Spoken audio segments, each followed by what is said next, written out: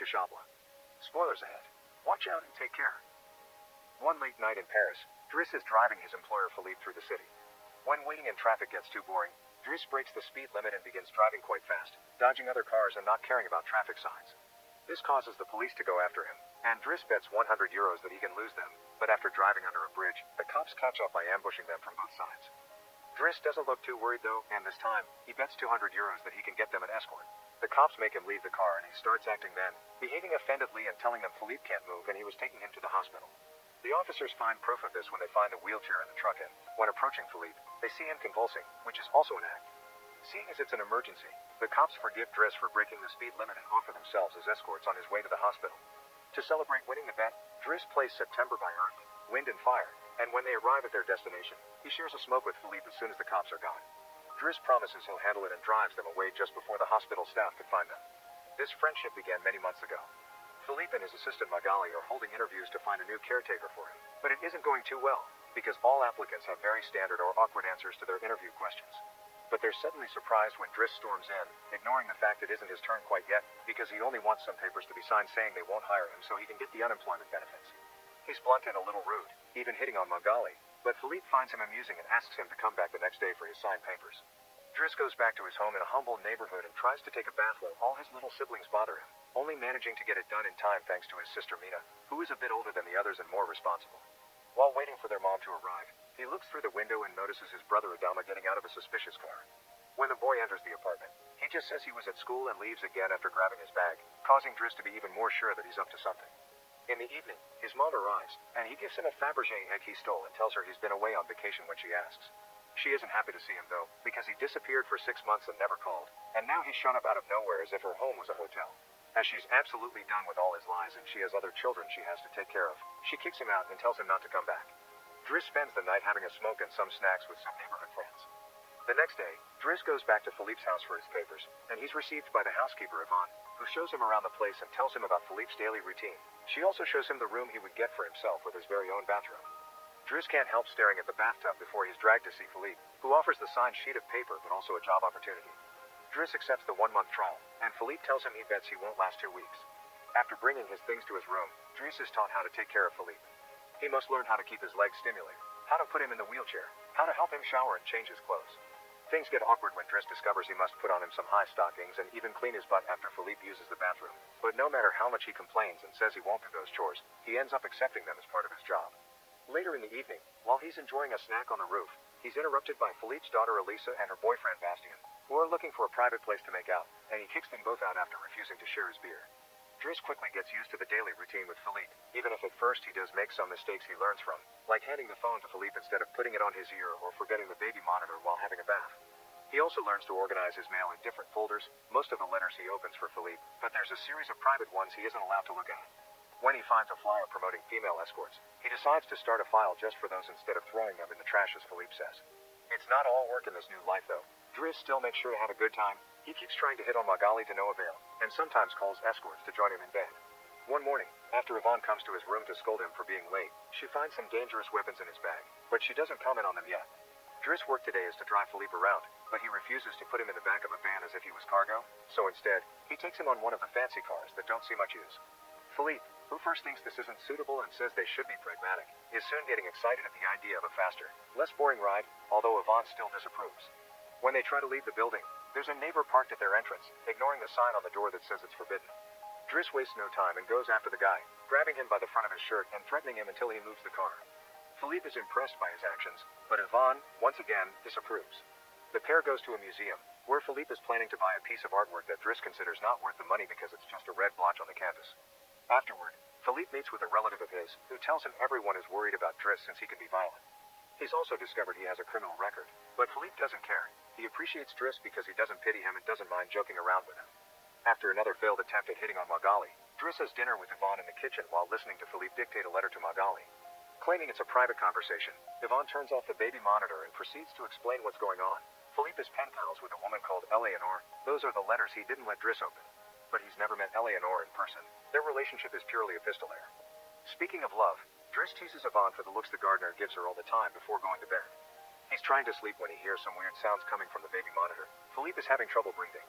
Not being capable to ignore him even if he tries, Driss goes to his room and gently guides him through the attack with soothing words and a wet cloth to wipe his face. Philippe eventually falls asleep, only to wake up again moments later, saying he needs air. This time Driss doesn't hesitate. He puts Philippe on the wheelchair, covers him with blankets, and takes him out for a stroll by the river. This is the first time Philippe has seen Paris at night in a long time, and now he's more relaxed. He explains to Driss that the medicine can only do so much and he sometimes experiences phantom pain. When they see some girls walking by, Philippe also confesses he isn't capable of pleasuring a woman because of his situation, but he still can enjoy some satisfaction when he gets his ears massaged because they are sensitive zones. When the phantom pain threatens to appear again, Driss shares one of his joints with Philippe, who is skeptical at first but ends up loving it. Afterward, they go to a restaurant, where they joke around while sharing a meal, and Philippe decides to share more of his story. He met his wife when they were students, and shortly after they got married, she had 5 miscarriages and was diagnosed with an incurable, terminal illness. That's when they adopted Elisa. Philippe has always loved competitions, extreme sports, and speed, and a paraglider gave him that. It was during a paragliding session that bad weather caused him to crash and break his vertebrae, although he still thinks his real handicap isn't the chair but living without his wife. After joking around some more, Philippe remembers the date and realizes Driss has passed his 1-month trial, so he's now officially hired. But he needs to start by bringing back the Fabergé egg he stole because it was a gift from his wife. She would give him one every year, and he has exactly 25, matching their time together. The next day, Driss goes to talk to Mina when she's leaving school, who is a bit offended because he hasn't been answering her messages except to ask her to look for the egg. She also tells him about some cops that have been calling their home. Afterward, he visits Adama, who confesses he was found with 30 grams on him. Driss wants to take him to lunch, but Adama refuses and instead gets in the same suspicious car from before. Later on, Driss is allowed to be present while Philippe dictates his letter for Eleanor to Magali. He thinks this purple prose is very boring and that Philippe should be more direct. He's also baffled to hear that this has been going on for 6 months and they never exchanged pictures. When he finds her phone number on one of the letters, he takes it as a sign and calls her, obliging Philippe to take the phone and finally speak to her outside the written word. Their conversation goes so well, Philippe is now on the phone with her all the time, even right before he and Driss attend the opera, during which Driss laughs and makes fun of the costumes. The next day, Driss convinces Philippe to accept to exchange pictures with Eleanor and chooses one of him in the wheelchair. Afterward, while he's painting, Elisa bursts into his room to ask him for cigarettes and makes fun of him for trying to be artistic. Getting angry, he kicks her out before going to see Philippe, who is currently asking Yvonne to change the chosen picture for one of him when he wasn't quadriplegic. She hides the picture inside the escort file right before Driss burst in, complaining about Elisa and telling Philippe he needs to discipline her, something Yvonne agrees with. Philippe agrees to talk to her, but he's mostly surprised when Driss lets it slip that he's been painting. Days continue to pass, and the friendship between Philippe and Driss continues to grow. Driss takes him to play in the snow and brings him with him when he goes out for a run. Philippe gets him his first suit and scolds his daughter while Driss listens to him through the baby monitor. When Driss finishes his first painting, he shows it to Magali, who slaps him when he tries to kiss her. Philippe, however, likes the painting and promises he'll try to sell it. The two of them have a great time with each other, enjoying things like getting a faster car, sharing joints, and even hiring escorts together. When Philippe's birthday comes, he isn't very excited about it. Every year, he pretends to be surprised that they're throwing a party and has to meet with all these relatives that only come to see him on the date to check he's still alive. Philippe says it'll all be rather boring. While he and the guests enjoy some live classical music, Driss searches for Elisa, who is crying in her room after having taken some of Yvonne's pills, which won't kill her as she expected. The reason why she's sad is that Bastien broke up with her and called her a tart, so she asked Driss to talk to the boy, which he accepts to do for a price. Meanwhile, Philippe is showing Driss painting to his relative and manages to convince him to buy it for 11,000 euros. Driss goes back to the dining room and chats with Yvonne, who tells him Magali is in a relationship with someone named Fred, but things are rather rocky at the moment, giving Driss hope.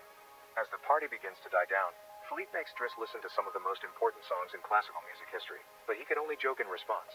After the band is done, he brings his iPod and plays Boogie Wonderland by Earth, Wind and Fire before he starts dancing right in the middle of the floor. He's an incredible dancer and he even convinces the rest of the party to join him and dance with him, which Philippe enjoys watching. Later, when putting Philippe to bed, Driss opens Eleanor's latest letter to him. She sent her picture, showing she's rather pretty, and is telling him they should meet next week when she visits Paris. When the day of the date comes, Yvonne and Driss put Philippe through dozens of outfits until they find the perfect one.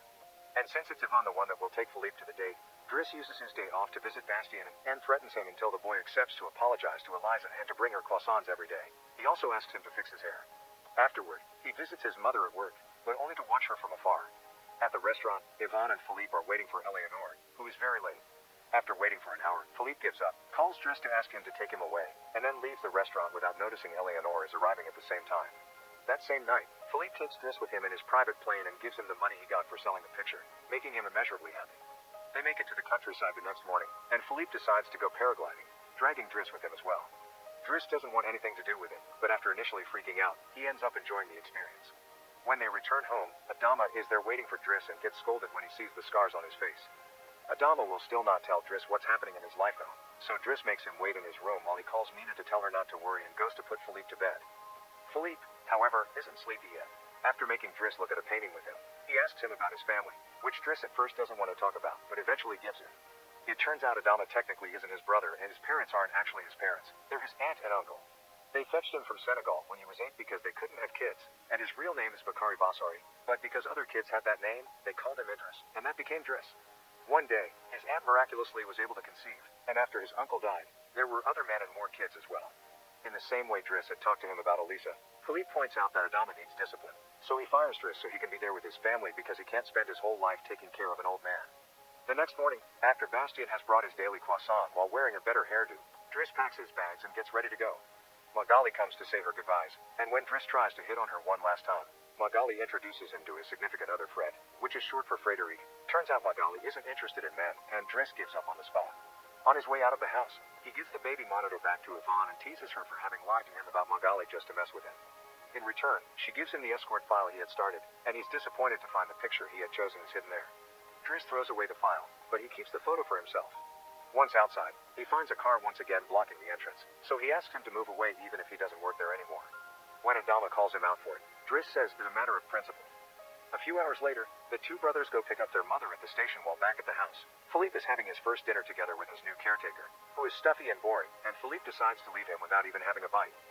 Since Yvonne is out on a date with the gardener, nobody is there to scold him for it. As days pass, Driss goes back to his old life. He hangs out with his old friends again and tells the guys from the suspicious car not to bother Adama anymore. When he goes to an interview he doesn't have enough experience for, he manages to win over the employer by calling himself pragmatic and using all the art knowledge he acquired while working for Philippe. This lands him a job as a driver. Philippe continues to dislike his new caretaker and is in a constant bad mood. One night, he refuses anyone in the house to help him with his phantom pain, so Yvonne calls Driss and asks him to come over. That's how they find themselves in the situation from the beginning, with the cops chasing after them first and escorting them to the hospital later. After that little adventure, Driss drives Philippe to the coast, and the sight of the sea helps Philippe calm down. Sometime later, Driss takes care of Philippe's overgrown beard before taking him to a restaurant for lunch, but he doesn't stay because someone else will be making Philippe company today. Driss wishes him luck and finally gives him back his egg before leaving, and Philippe starts worrying about being alone until he sees who his date is, Eleanor, who is delighted to see him and doesn't mind the chair at all. The real Count Philippe Pozzo di Borgo now lives in Morocco. He has remarried and has 2 daughters. The real Driss, actually called Abdul Yasmin Selim, has his own firm and is also married with 3 children. The 2 men continue to be very close friends to this day. Make sure to subscribe and turn on notifications so you can watch more videos like this. Thanks for watching.